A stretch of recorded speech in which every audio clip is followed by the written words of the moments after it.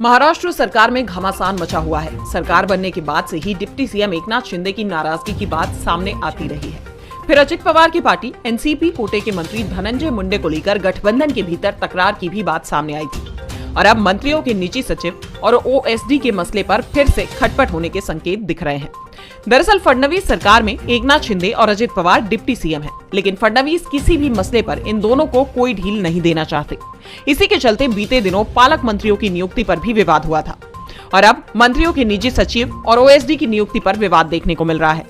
देवेंद्र फडणवीस ने सभी मंत्रियों को जानकारी दी है कि किसी का विशेष कार्य अधिकारी यानी ओएसडी और निजी सचिव किसी दागी व्यक्ति को हरगिज नहीं बनने दिया जाएगा। उन्होंने साफ कर दिया कि मंत्रियों के ओएसडी और निजी सचिव चुनने का अधिकार मुख्यमंत्री के पास है। बिना सीएम की इजाजत के कोई भी मंत्री अपना ओएसडी और निजी सचिव नहीं बना सकता। फडणवीस के इस फैसले से शिवसेना और एनसीपी दोनों ही नाराज हैं। कृषि मंत्री और एनसीपी विधायक माणिक राव कोकाटे ने इस पर सवाल किया।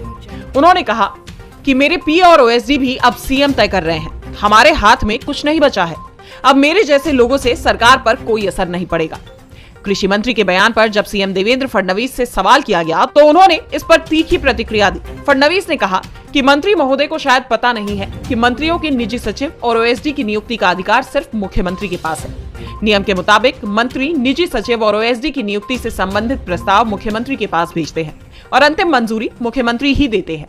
अब तक मेरे पास 125 नाम प्राप्त हुए हैं, जिनमें 109 नामों को मंजूरी दी गई है, जबकि बाकी नामों को मंजूरी नहीं दी गई क्योंकि उनके खिलाफ किसी न किसी प्रकार के कोई आरोप है। इसके अलावा उनके खिलाफ किसी न किसी तरह की जांच भी चल रही है। फडणवीस ने साफ कर दिया कि वो विवादित नामों को मंजूरी नहीं देंगे। कोई नाराज होता है तो होता रहे, उससे मेरे ऊपर कोई असर नहीं पड़ेगा।